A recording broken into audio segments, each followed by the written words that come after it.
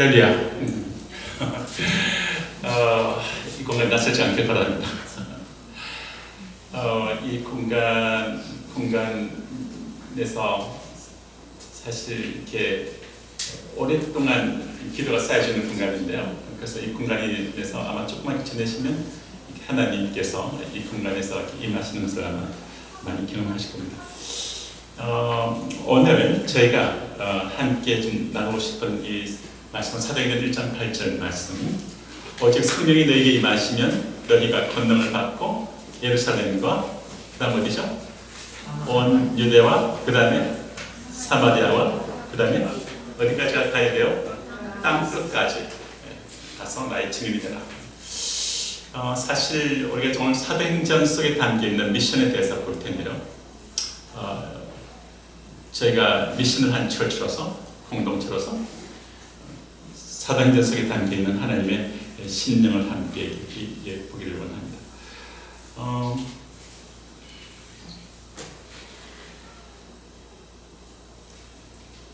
주님께서 사도행전을 오늘 바이블에서 있는 사도행전을 펼치시면 좋고요. 아니면 언제가 이 PPT를 통해서 볼 수가 있을 겁니다.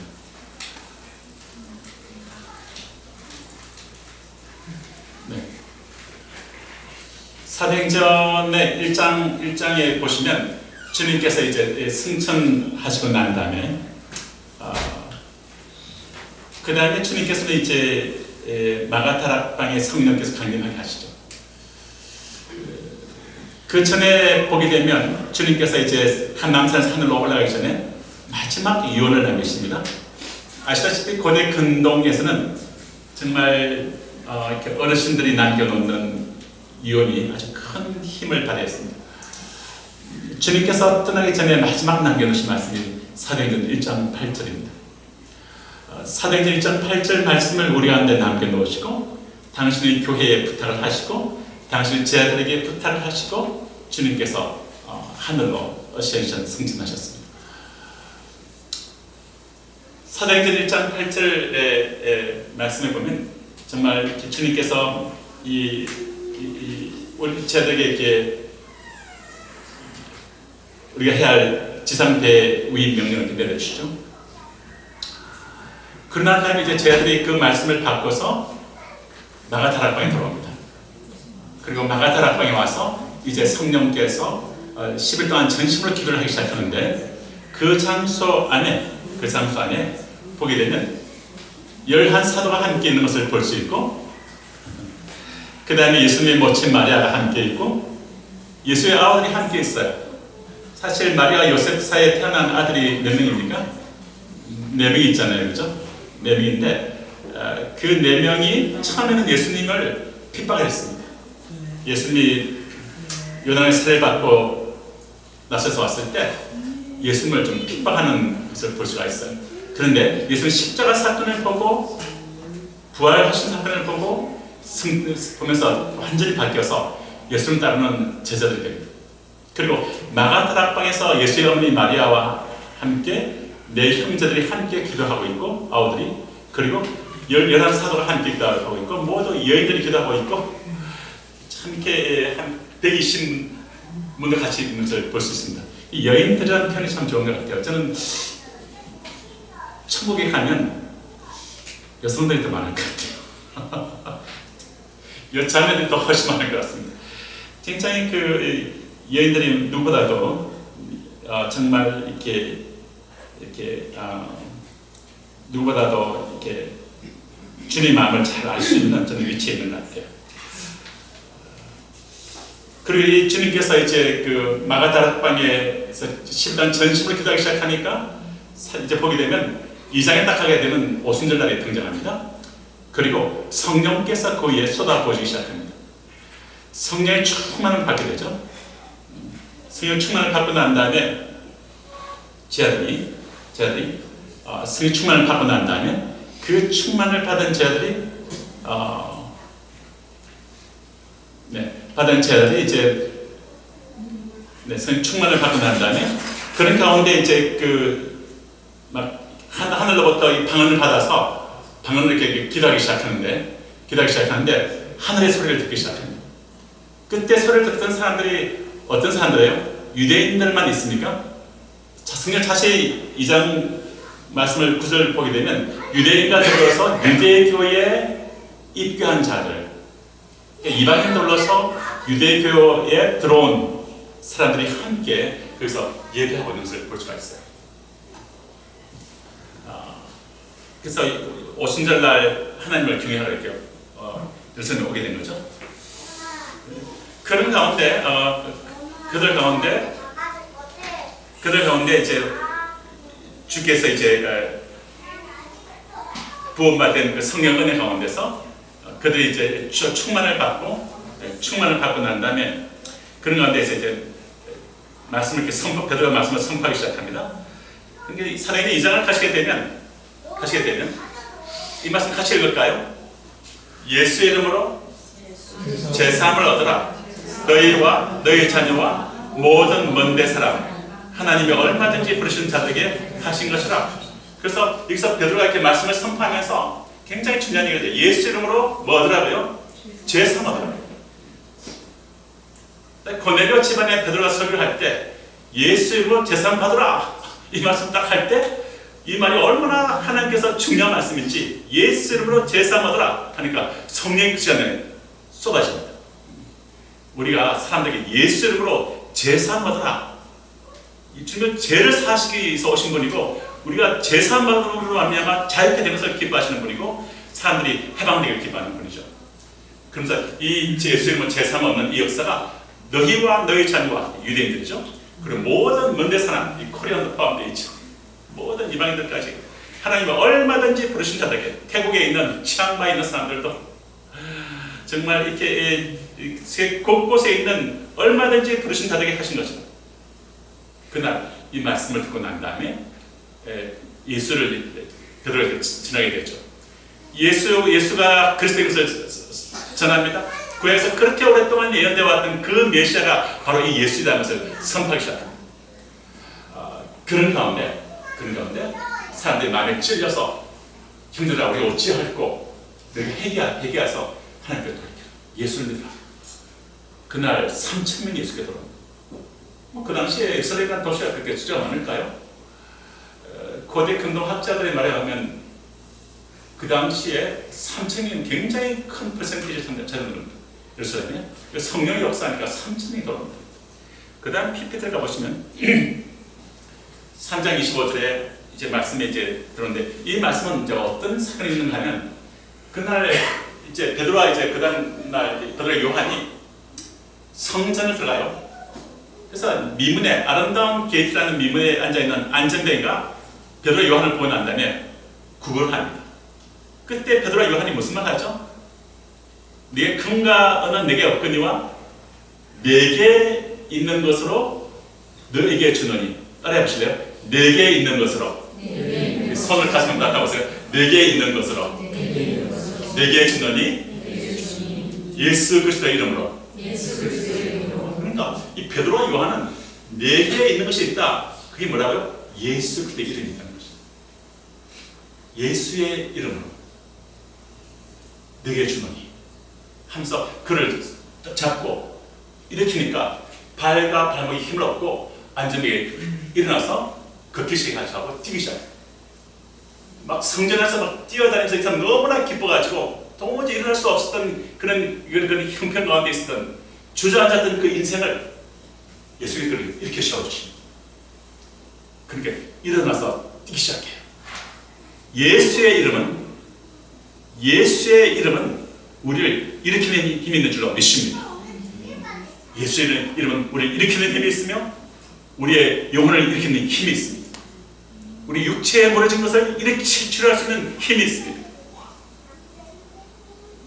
기업을 하시는 분들에게는 하나님이 힘이 하나는 기억력도 주시고 재정이 필요하면 재력도 주시고 기억력이 필요하십니까? 기억력도 주십니다. 정신력도 주십니다. 힘에 속한 것이 참 많아요. 그리고 영력도 주십니다. 우리 체력도 주시는 분입니다. 하나님께서 힘을 주시는 분이세요. 그래서 이렇게 시작하니까 발과 발목에 힘을 얻고 일어납니다. 그리고 그가 막 하나님 참여하기 시작하니까 그러고 난 다음에 베드로 요한을 달려가요. 사람들이 이 사람이 그 일을 벌인 사람인 걸 하고 알게 돼요. 서다한 사람들이 몰려듭니다. 그때 이 사람들 앞에서 이제 베드로 설교한 내용이 바로 3장 25절 말씀이에요. 같이 읽어보실까요? 너희는 선자들의 자손이요 또 하나님이 너희 조상으로 더불어 세우신 언약의 자손이다. 아브라함이 이르시기를 땅 위의 모든 족속이 너희 씨를 인하여 복을 받으라 하셨으니 그 다음 말씀드리고요. 하나님이 그 종을 세워 복 주시라고 너희에게 먼저 보내사. 여기 보면은 유대인들아 너희들은 선자들의 자손이다 또는 언약의 자손이다. 아브라함이 이르시기를 땅 위에 있는 모든 족속이 여기에 우리가 생각하는 뭐 태국에 있는 사람들, 미얀마에 있는 사람들, 인도에 있는 사람들, 이스라엘 주변에 또 이렇게 팔레스타인에 있는 사람들, 그리고 이 코리안들, 재패니즈들, 어쨌든 재패니즈로 학교에서 연락이 왔는데 또는 부르키나파소에서도 연락이 오고 곳곳에 이게 이 땅에 있는 모든 족속이 너의 씨 예수를 인해서 복을 얻었다 하셨으니 하나님이 그 종 예수를 세워서 복을 주시려고 너에게 먼저 보냈다. 이 말은 유대인들에게 먼저 예수를 보냈고 이것이 다가 아니라 그 다음에 모든 족속들에게 이 복을 주시려고 생명의 복을 주시려고 보내셨다. 그리고 그날 예수의 복을 막 전하니까 사람들이 설교를 듣는데 그날에 남자만 5,000명이 예수를 믿어요. 남자만 5,000명이 예수를 믿었으면 모두 한 얼마나 될까요? 그냥 한 2만 명은 되지 않을까 싶어요. 그러나 성령이 역사하셔서 한 2만 명 사람들이 예수께 돌아오고 그 도시에서 말이죠. 그래서 주님께서 예루살렘에 이 복음을 전파했는데 예루살렘에 이 복음이 전파돼요. 3,000명이 돌아오고 또는 남자만 5,000명이 돌아오고 한 2만 명이 돌아오고 막 예루살렘 복음이 막 확산이 됩니다. 그런 가운데 계속해서 제자들이 함께 모여서 함께 말씀을 듣고 함께 성찬을 하고 함께 펠로우십하고 함께 전도하고 또 기도할 때 기적이 일어나고 하니까 계속적으로 복음이 확산됩니다. 그러면서 계속적으로 선포했던 것은 뭡니까? 그 다음 text에 보면 예수는 메시아랍니다. 따라 하실까요? 예수는 메시아. 이것이 초대교회 신앙의 핵심입니다.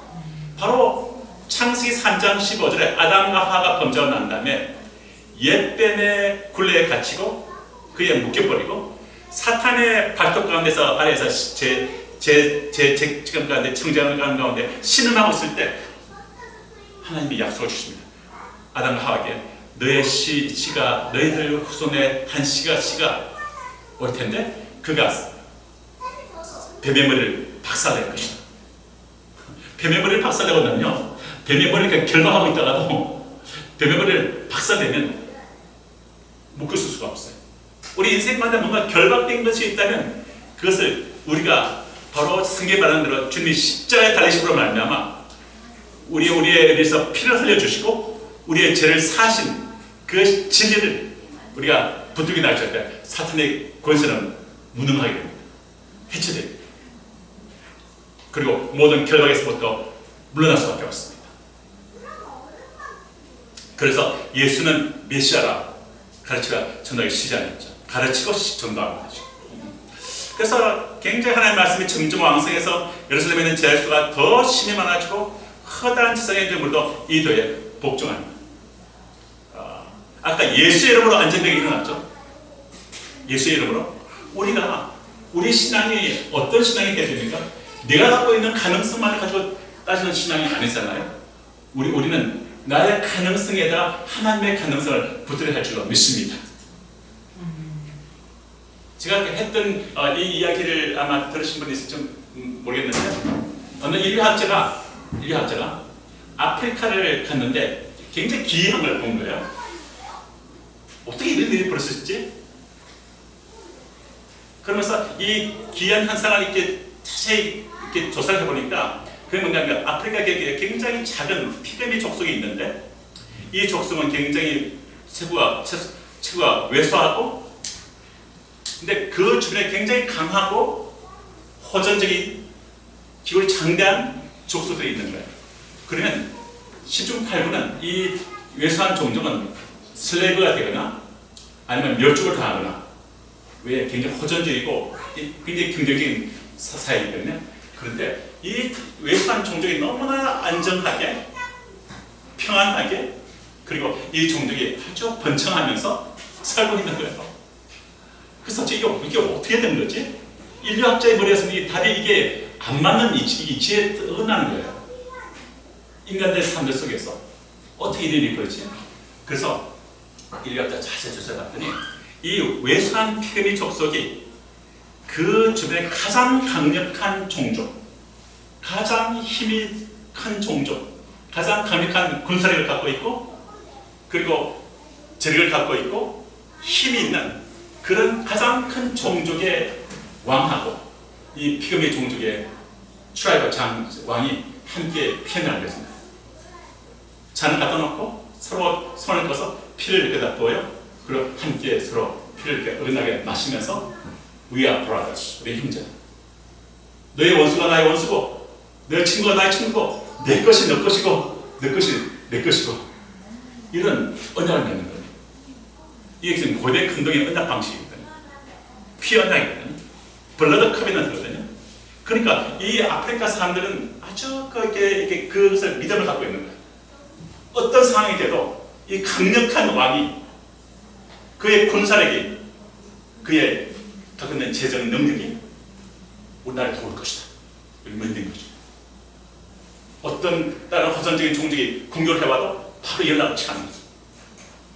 그럼 바로 개입해서 돕는 것을 경험했기 때문에 신실하게 그 큰 언약을 맺어받은 그 왕을 기대하는 거예요.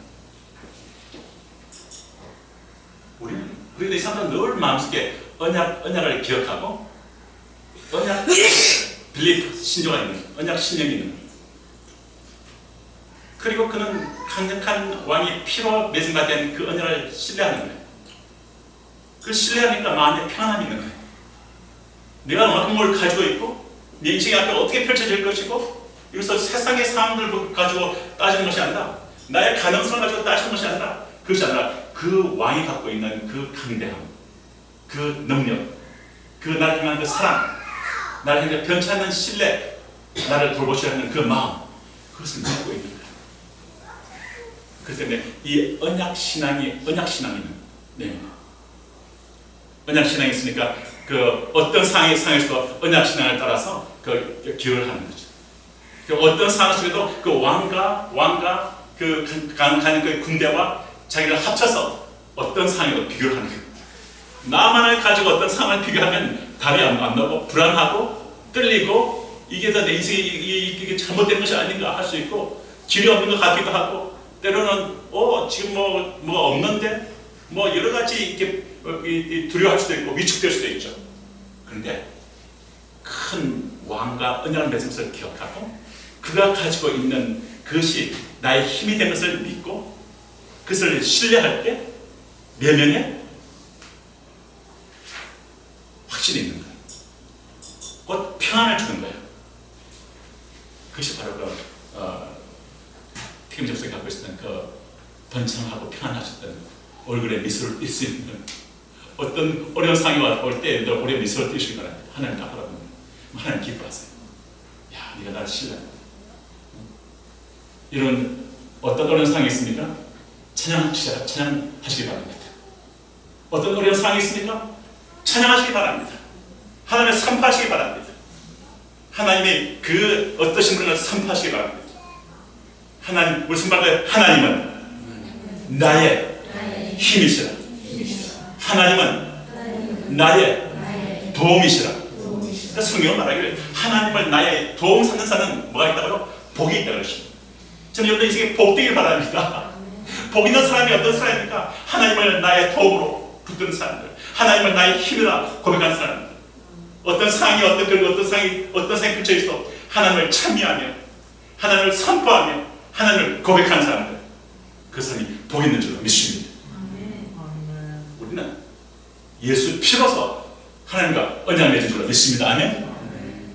우리는 예수 피로서 하나님과 언약을 맺은 사람들이에요. 그러므로 하나님의 어떠하심을 성경을 펼쳐서 자꾸만 보고 하나님이 어떤 분이신지 말이죠. 홍해 앞에 섰을 때도 홍해가 내 인생을 잡아먹는 게 아니라 그 앞에서 홍해보다 더 크신 하나님을 모세는 바라봤기 때문에 하나님께서 손들어 기도하잖아요. 이스라엘에서 이게 우리 무덤튼가 하는데 무덤트가 아니죠. 왜 무덤트입니까? 하나님을 경험할 수 있는 기회죠. 우리 인생 가운데서 때로는 문이 닫혀있는 것 같고 어떤 어려움이 있는 것 같고 앞에 길이 보이지 않을 때 여러분 그 모든 것이 하나님을 경험할 수 있는 하나님 기회의 시간인 줄로 믿습니다. 문을 여시는 하나님을 경험할 수 있는 기회인 줄로 믿습니다. 길을 여시는 하나님을 경험할 수 있는 기회인 줄로 믿습니다. 공급하시는 하나님을 경험할 수 있는 기회인 줄로 믿습니다. 여리고성이 앞에 버티고 있을 때에서 여리고성이 마치 우리 인생을 좌지우지한 것 같이 우리의 발목을 잡고 우리의 인생 미래를 차단시키고 여기서 끝장내려 하는 여리고성이 있을 때 우리는 여리고성의 종입니까? 아니에요. 따라할까요? 나는 세상의 종이 아니라 문제의 종이 아니라 하나님의 종이다. 하나님의 종이다. 하나님은 나의 아빠이시다. 그렇죠? 그러니까 여리고성에 있을 때 어떻게 합니까? 이제는 큰일 났다. 약속 땅에 딱 들어가는 입구에 딱 버티고 있으니까 이제는 약속이고 뭐고 내 미래는 없는 거구나. 그렇지 않습니다. 하나님은 약속을 지키는 분이십니다. 아멘. 하나님은 웨이메이커 길을 만드는 분이십니다. 아멘. 하나님은 기적을 하시는 분입니다. 아멘. 약속을 지키는 분이십니다. 아멘. 어둠 속에 빛이십니다. 아멘. 그러므로 여리고성 앞에 있을 때 어떻게 합니까? 사람들이 돌기 시작하면서 언약궤를 앞장 세웁니다. 예수를 드러내는 것, 예수 이름으로 예수를 선포하고 그리고 쇼파를 봅니다. 쇼파는 뭐예요? 이 상황 속에서 이 여리고성이 내 인생을 좌지우지하는 주인이 아니라 내 인생은 끝까지 하나님만이 나의 주인이시다. 하나님이 나의 왕이시다. 그것을 선포하는 것이 뭡니까? 쇼파를 보는 거예요. 쇼파를 보면서 여리고성을 돕니다. 하루에 한 바퀴씩 돌고 마지막에 7바퀴를 돕니다. 그 말입니다. 하나님이 나의 인생의 왕이시고 이분이 내 인생을 주장하시고 이분이 내 인생의 미래를 이끌어 가신다. 아멘. 나를 떠나시지 않는다. 나와의 관계를 끊지 않으신다. 끝까지 나를 포기하지 않으신다. 내 인생을 지켜주신다. 그리고 내 인생을 그네서는 꽉 잡으시고 결코 놓지 않는다. 상대방까지.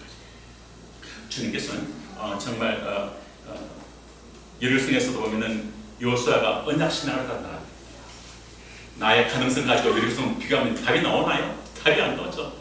근심, 걱정 충만해지겠죠. 위축되고 무너지겠죠.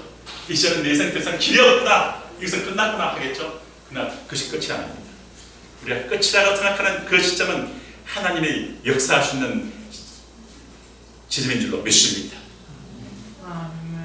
언약신앙으로 피그미족속 같이 담대하게 피한양 맺은 바 된 예수 피로 피한양 맺은 바 된 예수님과 하나님을 바라보시고 그리고 하나님의 어떠하심을 기억하시고 성령을 펼쳐서 하나님을 보시고 하나님 나의 힘이신 나의 도움이신 나는 이분 신본주의가 되겠다.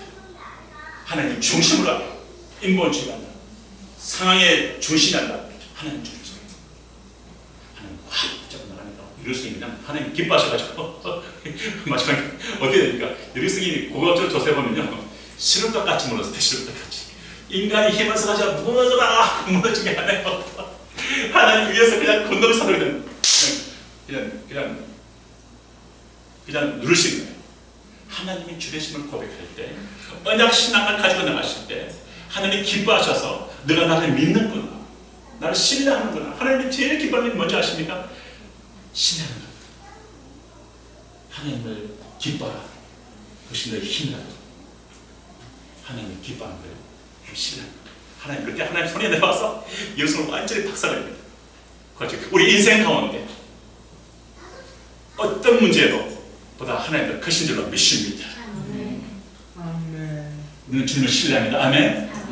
우리 영준이 하나님 신뢰합니다. 할렐루야. 아멘. 영준이가 아멘 할 때 굉장히 중요한 순간에 다 이끌어주는 할렐루야. 이제 아멘입니다. 하나님이 개입하십니다. 언약신앙을 하잖아요. 다윗도 어떻게 합니까? 골리앗이 있을 때 다른 막이 있어요. 근데 사람이 들어오고 문을 빼고 막 숨고 이 어려운 상황에 골리앗이 등장하니까 이제는 우리 큰일 났다 썼는데 다윗은 어떻게 하는데 이 소년이 만군의 여호와의 이름으로, 내 다윗의 이름이 아니에요. 자기의 가능성이 아닙니다. 이스라엘 군대에 얼마큼 갖고 있는 그 자산이 아닙니다. 물론 잘 챙겨 관리해야겠죠. 만군의 여호와의 이름으로, 마치 베드로 요한이 예수 이름으로 내게 있는 것으로 내게 주느니 예수 이름으로 하고 자꾸 이렇게 보면 힘이 들어가듯이 말이죠. 만군의 여호와의 이름으로 나가니까 하나님의 힘이 개입해서 물맷돌을 하나님이 던지고 하나님 잡으셔가지고 그냥 골리앗의 머리를 친절로 몇십 미터 골리앗이 무너져요. 다윗 신앙이 뭡니까? 그래서 모세와 홍해 앞에 있는 모세, 예루살렘 앞에 있는 여호수아, 그리고 다윗 골리앗 앞에 있는 다윗의 공통된 신앙이 뭡니까? 언약 신앙입니다. 하나님을 신뢰하는, 하나님을 붙드는 겁니다. 하나님과 맺음받은 피 언약 속에서 하나님 갖고 있는 그 가능성을 신뢰하는 것이고, 하나님을 의존하는 것이고, 하나님을 꽉 잡는 것이고, 하나님을 잡되 적당히 느슨하게 잡지 마십시오. 인생을 하셨으면 하나님을 바짝 붙잡으시기 바랍니다. 아멘? 아멘. 네. 불독이 말이죠. 한번 꽉 물면 안 놓잖아요. 그래서 하나님 말씀을 꽉 무시기 바랍니다. 하나님 약속을 꽉 잡으시기 바랍니다. 그만큼 우리 영혼에 평안이 있는 줄 믿습니다. 확신의 사람들 말이죠. 확신의 싸움이거든요. 이 피언약 하나님에 대한 언약의 사람들 우리는 살합시다. 그래서 우리는 언약 신앙 가운데 살아가자. 오늘 우리가 이게 말씀에서 베드로와 요한이 성전 명령 안전명령 이렇게 세울 때 내게 난 금과 은은 내게 없거니와 내게 있는 것을 내게 준다. 예수 그리스도의 이름으로 일어나 그러라. 우리 안에 우리가 예수 어련에 예수의 어련한 새 생명이 있는 줄로 믿습니다. 우리의 주님이 천국에 우리를 충고하고 계시고 하나님 아빠께서 우리와 함께 있는 줄로 믿습니다. 예수 그리스도의 이름으로 일어나 그러라. 우리 영혼에게 선포하시고, 저는 지난주에 우리 김정은 우리 교수님 목사님 설교할 때 제가 되게 큰 은혜를 받았습니다. 그 은혜 받은 거 가지고 제가 진짜 서울대학교에서 채플에 가서 설교할 때 그 일부를 제가 인용을 했어요. 아니 그 말씀 딴 것까지 복음을 전파하는데 딴 것이라는 것이 지리적으로 딴 끝이 또 있겠죠. 저기 아프리카 옷이 또 있고 뭐 미얀마 옷이 또 있겠죠. 근데 우리 영혼의 딴 끝이 곧 주님과의 이 피 언약을 인정하지 않는 주님과의 이 피 언약을 고백하지 않는 주님의 주되심을 인정하지 않는 그것이 바로 딴 끝이에요. 우리는 예수님의 우리 주되심을 고백하는 우리 영혼 내면에 주되심을 고백하고 선포함으로 말미암아 우리 영혼 속에 있는 모든 두려움과 근심 걱정과 미래에 대한 불확실로부터 오니 모든 생각으로부터 우리 영혼이 잘게 되시기를 주님으로 축원합니다. 여러분들보다 여러분을 더 사랑하는 분이 계십니다. 인생 살아가면서 그것이 더 오는 것 같아요. 나보다 나를 더 사랑하는 분이 예수님이시네. 나보다 나에게 더 가까이 계신 분이 예수님이시네. 나보다 나를 더 잘 아시는 이가 있는데 예수님이시네. 할렐루야. 나에서 생명을 주기까지 사랑하시는 이분이 나를 사랑하시는 분이 계십니다. 우리는 그분을 내 영혼의 땅끝들 가운데 예수님 당신 내 인생의 주인이시고 주시고 메시아십니다. 고백하는 제 모든 지도자들이 되시고 주님으로 축원합니다. 저희가 오늘 정말 이렇게 예수는 정말 언약 신앙 가운데 이런 시간들을